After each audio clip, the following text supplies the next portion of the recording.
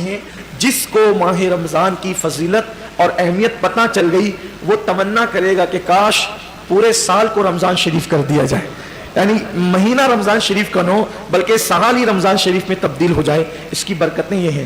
اب جب اس کے عام دن یہ ہے سنیچر اتوار پیر منگل بدھ یہ ہے، تو پھر اس کا جمعہ کیسا ہے؟ پھر اس کا جمعہ کیسا ہے؟ جیسے ہی جمعرات کا سورج غروب ہوتا ہے اور جمعہ کا چاند گویا طلوع ہوتا ہے، ہر سیکنڈ ہر لمحہ 60,000 جہنمیوں کی مغفرت کی جاتی ہے۔ یعنی ایسے لوگ جن کے نام جہنم کے رجسٹر میں لکھ دیے گئے، یہ جہنم میں جائے گا، یہ جہنم میں جائے گا، یہ جہنم، ایسے لوگوں کو اللہ کہتا ہے انہیں بخش دیا، انہیں بخش دیا۔ کتنے لوگ؟ ایک لمحے میں 60,000 لوگ۔ اب وہ پورے غروب سے لے کر غروب تک کتنے گھنٹے ہوتے ہیں؟ 24 گھنٹے۔ اب اس میں ہر سیکنڈ گویا ہر لمحہ 60,000 بخشے جاتے ہیں۔ لیکن جب جمعہ کا آخری سیکنڈ آخری لمحہ آتا ہے، سورج غروب کا وہ آخری وقت آتا ہے، تو اللہ نے 24 گھنٹے، صرف سمجھانے کے لیے کہہ رہا ہوں، اللہ نے 23 گھنٹے 59 سیکنڈ میں، اللہ نے، حالانکہ یہ سیکنڈوں کا حساب حدیث میں نہیں ہے لیکن اپنے دور کے حساب سے سمجھا رہا ہوں، اس میں لمحات کا ذکر ہے، ساعتوں کا ذکر ہے، صرف سمجھانے کے لیے کہ اللہ نے 23 گھنٹے 59 سیکنڈ میں، ہر سیکنڈ میں 60,000 بخشا، تو 23 گھنٹے 59 سیکنڈ میں کتنے بخشا؟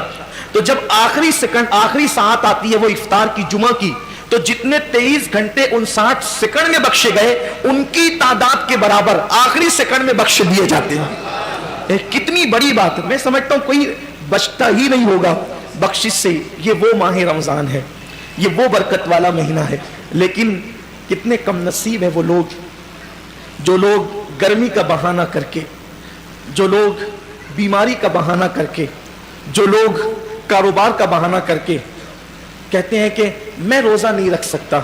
دھوپ کتنی ہے مولانا، کتنی دھوپ ہے، میں روزہ نہیں رکھ سکتا۔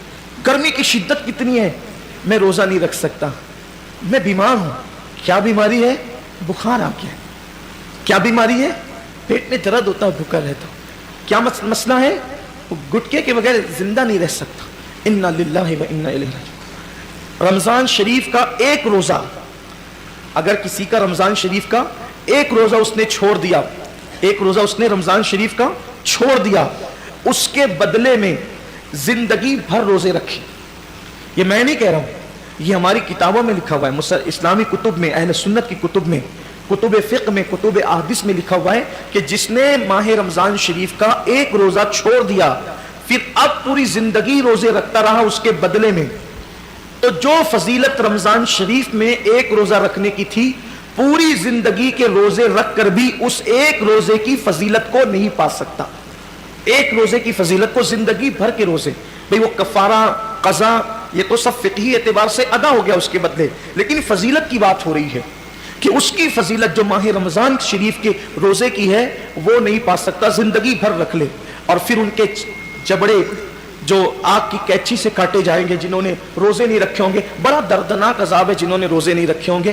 یہ گرمی کا بہانہ کچھ نہیں، یہ سب لنگڑے لولے بہانے، بیماری کا بہانہ کچھ نہیں، کوئی بیماری نہیں۔ ڈاکٹر صحیح کہہ رہا ہے یا اللہ کے رسول کا فرمان صحیح ہے؟ سرکار ابد قرار صلی اللہ علیہ وسلم فرماتے ہیں روزہ رکھو صحت مند ہو جاؤ گی۔ یعنی روزے میں بیماری نہیں ہے، روزے میں شفا ہے، روزے میں شفا ہے۔ آپ دیکھیں اکثر بیماریوں میں ڈاکٹر کہتا ہے کہ کھانے سے پرہیز کرو، کم کھاؤ، بیمار ہو تو اس کو اناج مت دو۔ بہت ساری بیماریاں جس میں کہتے ہیں اناج مت دو، روزے میں کیا ہے؟ بھوکا ہی تو رکھا جا رہا ہے، پیاسا ہی تو بھوکا اور پیاسا رہنے سے کوئی مرتا نہیں، بیماری بڑھتی نہیں بلکہ بیماری کنٹرول ہوتی ہے۔ بلکہ اللہ عز و جل نے انسان کے جسم میں ایسی چیزیں پیدا کی ہے کہ جب وہ بھوکا رہتا ہے، صرف بھوکا رہتا ہے، تو بھوک کے وقت تو وہ کچھ مخصوص مادے نکلتے ہیں جو انسان کی صحت کے لیے بے پناہ مفید ہے اور اس سے کوئی بیماری نہیں ہے۔ مجھے اچھی طرح یاد ہے میری والدہ کا آپریشن تھا مالیگاؤں کے کھڈی کے غیر مسلم ڈاکٹر کے یہاں، نام بھی لے سکتا ہوں لیکن چھوڑتا ہوں اس کو، تو اس کے یہاں تو میں جب آپریشن کا بل پے کرنے کے لیے گیا تو اس نے مجھے جب وہ چائے پیش کی تو میں نے سوچا کہ کہیں اس کا دل نہ دکھ جائے، تو مجھے کہنا پڑا کہ میں روزے سے ہوں۔ وہ کہا کہ رمضان شروع ہو گیا۔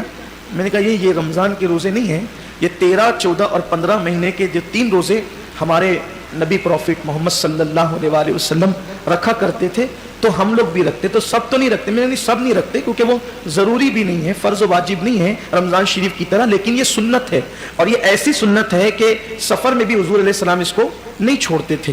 اور ہمارے نبی صلی اللہ علیہ وسلم نے فرمایا کہ جو یہ روزے رکھے گا تو اس کے چہرہ آخری دن قیامت کے دن 14ویں رات کی چاند کی طرح چمکے گا. آپ کی دعاؤں سے میری عادت ہے, مسلم ہو یا غیر مسلم ہو, جب بھی کوئی ملتا ہے ایسا تو پھر ہم اپنا سودا کھول کے بیٹھ جاتے ہیں, کیونکہ ہر دکاندار چاہتا ہے نا کہ اپنا سودا بکے, تو اپنی عادت ہی ہے کہ بتا دے, پھر اللہ کی مدد. وہ اس کا چہرہ چمک اٹھا, یہ بات سن کر اس کا چہرہ چمک گیا. اس نے کہا مولانا صاحب یہ تو آپ کا مذہبی معاملہ ہے, لیکن یہ سائنس کہتی ہے کہ اگر مہینے میں 3 دن اس طرح سے اگر کوئی بھوکا رہے گا تو اس کا پیٹ واش ہو جائے گا, دھل جائے گا, صاف ہو جائے گا, اور پھر وہ کئی بیماریوں سے بچ جائے گا. فوراً میری زبان پہ حضور علیہ السلام کے لیے درود آ گیا کہ لوگ آج کہہ رہے ہیں میرے محبوب نے فرمایا کہ اس کو ہو سکے تو رکھو, اور بلکہ اس کو حضور نے سفر میں بھی نہیں چھوڑا.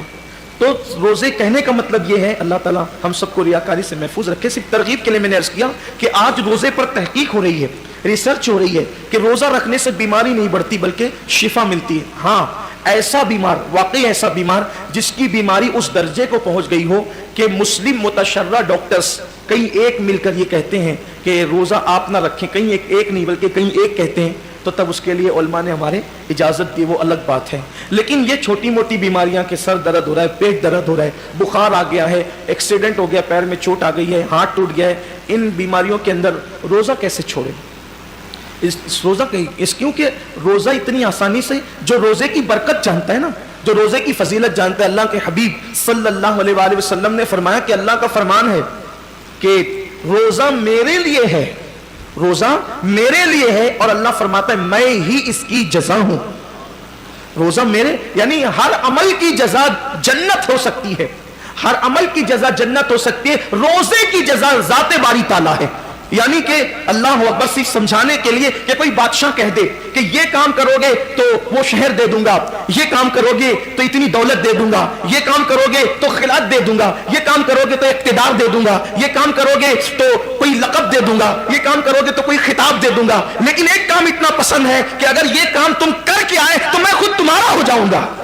بادشاہ کہے کہ میں خود تمہارا ہو جاؤں گا. اللہ اکبر, سوچے نا ذرا پھر اس کام کی شان کیا ہے. اللہ کہتا ہے کہ روزہ میرے لیے ہے اور میں ہی اس کی جزا ہوں, میں ہی اس کی. مطلب کیا ہے؟ اب مطلب تو اللہ اس کا رسول اس کی مراد جانے, لیکن صوفیہ کہتے ہیں, روزے دار سے کہہ رہا ہے روزہ رکھ میں تیرا ہو جاؤں گا, روزہ رکھ میں تیرا ہو جاؤں گا. اور ایک روایت میں یوں بھی آیا ہے کہ جو روزہ رکھے گا اس کا مطلب یہ ہے کہ میں ہی اس کی جزا ہوں. مطلب روزے دار کو اللہ اپنا دیدار کرائے گا, روزے داروں کو اللہ کا دیدار نصیب ہو.